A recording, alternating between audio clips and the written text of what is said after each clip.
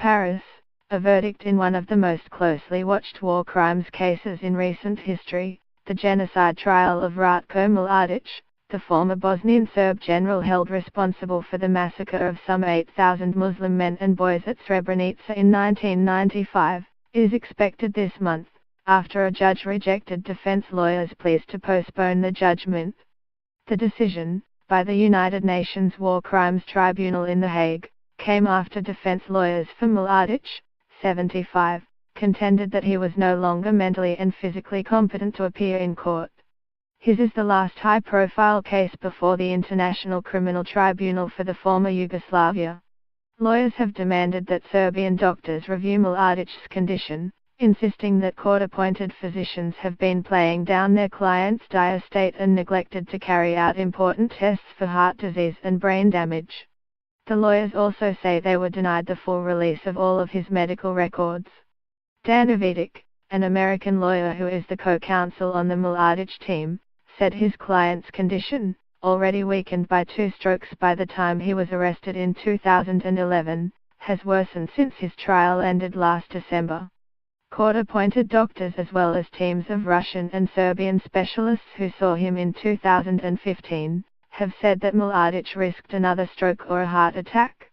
He is sleeping much of the day and needs assistance with food, hygiene and dressing, said Ivitic, adding that his client's right side is partly paralyzed and brain scans show considerable damage from several mini-strokes.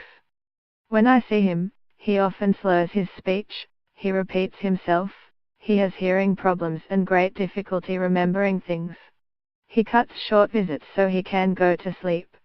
But on Friday, the presiding judge in the tribunal nonetheless ordered that the verdict be issued on November the 22nd as planned.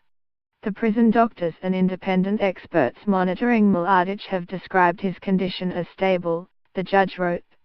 Earlier this year, the court had also turned down Mladic's request to be treated in Russia or Serbia, because it said there was a risk he would not return to The Hague. Ivitic said he would continue to challenge the judgment. It was the latest in a flurry of decisions and motions that have seized the tribunal as it prepares to close one of the most important cases in its history before wrapping up its work at the end of this year. Anxious court officials see the alarm over Mladic's health as a ploy by the defense to avoid an almost certain guilty verdict, an event that would have dramatic consequences for the court and for the uncounted numbers of people who lost relatives, friends and homes in the military offensives that he led. There is nothing going on that is alarming right now, there is no peak of danger, Serge Bremertz, the tribunal chief prosecutor said in a confident tone last week.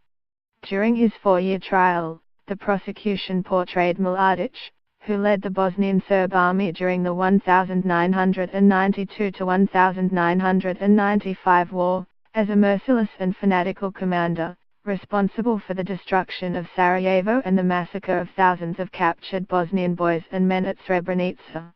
They have asked for a life sentence.